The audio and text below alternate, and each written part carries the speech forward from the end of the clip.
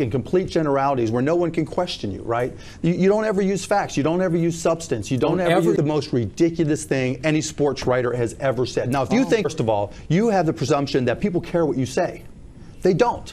That when the guys go out there, when guys simple question. Yeah, I just told you. No, you said that's all I saw. That was a lot of it. That's exactly right, Chip. And hope that's that all Dwayne you Wade saw. Saved the day for him. You're exactly right. That's all you saw. You didn't look, right? I mean, Bayless special. LeBron lost last year because he wasn't paying attention to Skip Bayless.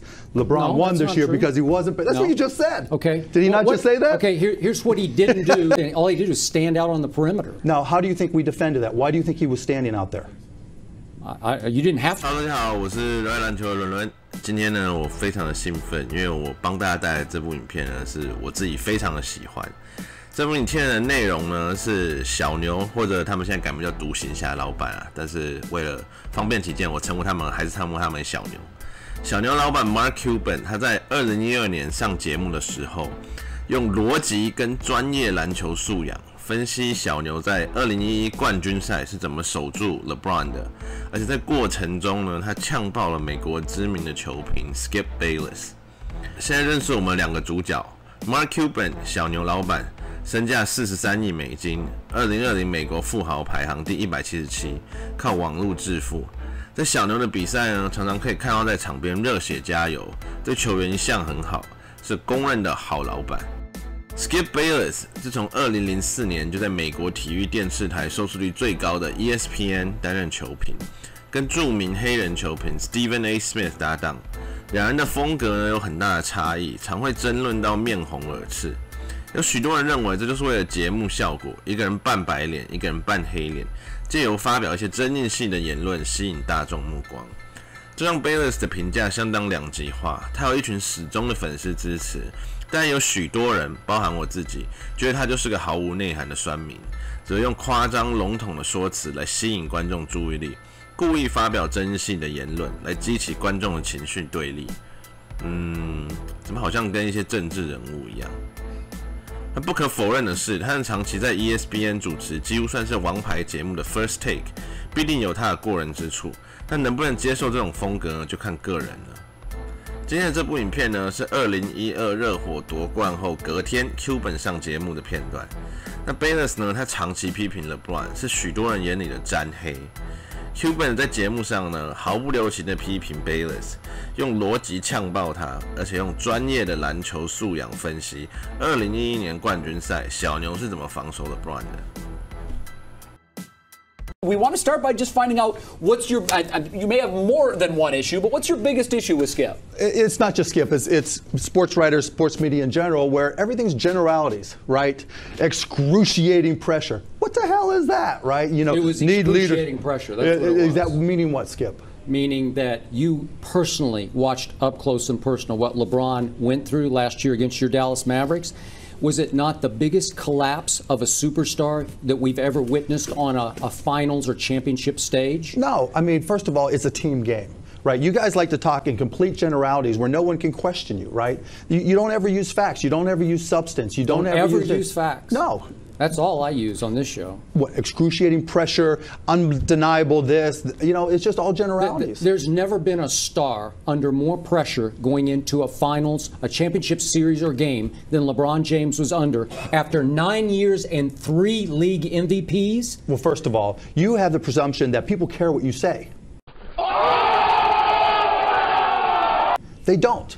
That when the guys go out there, when guys go out there, no, I'm talking about media in general. When guys get ready to play and they're in the locker room, they're not thinking, okay, well, what's written, what's going to be written, what's being said, right? I mean, they're getting prepared. And if you've got a good coach and you've got a good culture, then guys are ready to play no matter what. Like you guys were just talking about, you know, Miami wanted it more or less. Like that is just such horse, you know what, right? There's no such thing as it's not that Oklahoma City don't want it more. I think Miami was better prepared to play the game than Oklahoma City in terms of adjustments and changes. Now, if you want to talk about double teams and how they were used, whether or not they should have played zone, what defensive structure was in place, that's a valid conversation. But just saying they wanted it more, that's ridiculous. Okay. When you're Kevin Durant and you're Derek Fisher and you're Russell Westbrook, etc., and you're at that closeout game, There's nobody that wants it more. It's just a question of who executes better, and then you decide why. Who played harder in the last games? Miami did every game. LeBron played harder than Kevin Durant did 4 straight games. That is the most ridiculous thing any sports writer has ever said. Now, if you think when Kevin Durant walked off the court, he thought, yeah, I didn't play quite hard enough, right? Now, you can say like he wasn't put in a position to succeed. You could say that they didn't run the right plays. They didn't get the ball to him on the block enough. And if you were smart, you'd come out and you'd have substance. You say, you know what? This is how many plays they ran to him on the block. Here's how Miami defended it. Now, you can also argue that the Pat Riley way is always the same way all the time. Miami played it the same way all the time, and then we can have a discussion about adjustments. Like last year, did we play harder than the Heat? Is that what you think it was? No, I don't.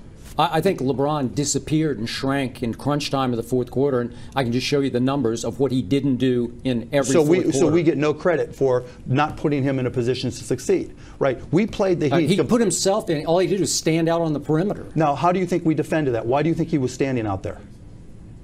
You didn't have to defend it. Oh, right. So no matter what we did, he was just going to stand there and do nothing. Well, that's all I saw. That was a lot of it. That's exactly right, Chip. And hope that's that all Dwayne you Wade saw. Saved the day for him. You're exactly right. That's all you saw. You didn't look, right?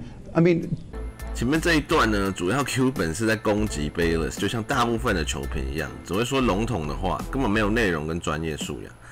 我认为真正有料的球评是用简单、一般大众能理解的言语，去深度解析场上的状况。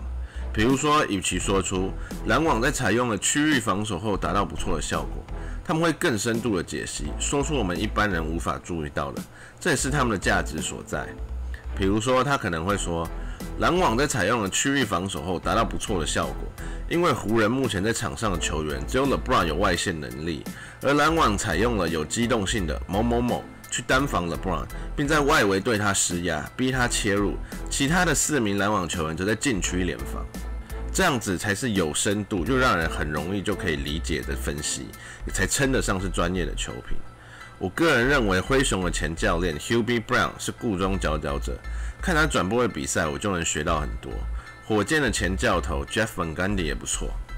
接下来 Cuban 将会展露出他自己的篮球素养，分析2011年冠军赛小牛队是怎么成功的防守 Lebron。And that's a complete insult to us to say, you know what, the adjustments that we made. What did you do to force him out there?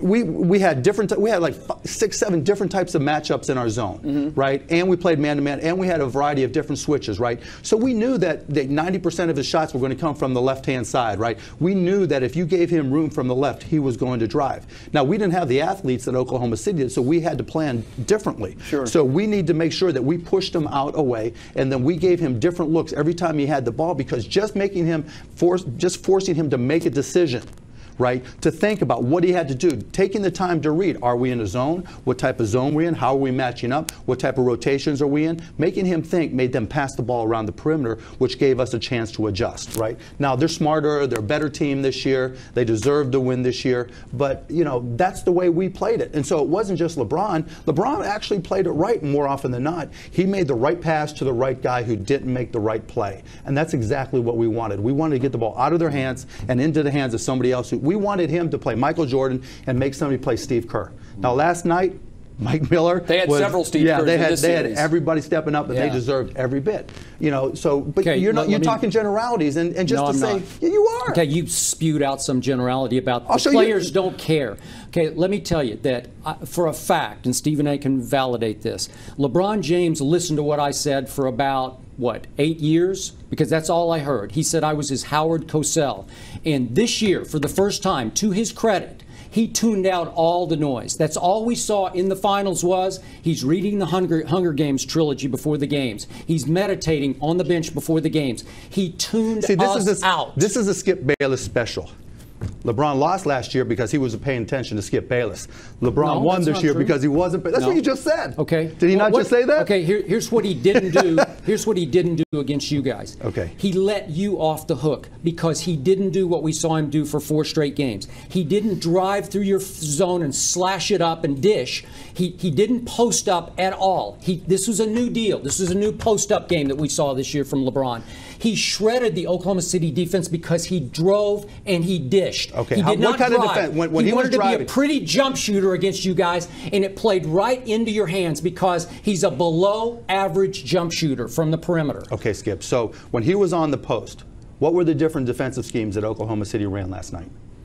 They used Cephalosha on him. They used Durant on him. When he was in the post, what were the different defensive schemes that they used? Ibaka was supposed to come hard. He was supposed to come hard, right? And he did not come hard. He let LeBron get to the rim repeatedly, and Perkins was nowhere to be seen. I just asked a simple question. Yeah, I just told you. No, you said so-and-so was answer. supposed to. No, they doubled from down, right?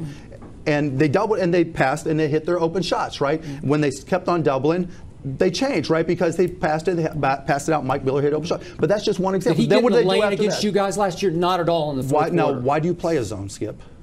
Well, again, I've seen him slash up any kind of defense when he feels like it. Skip, one He's of the things freight about train. You just said you don't have the athletes that they have. Right, and that's why we play more zone than possibly Oklahoma City did, because we had smarter players who are not necessarily as athletic.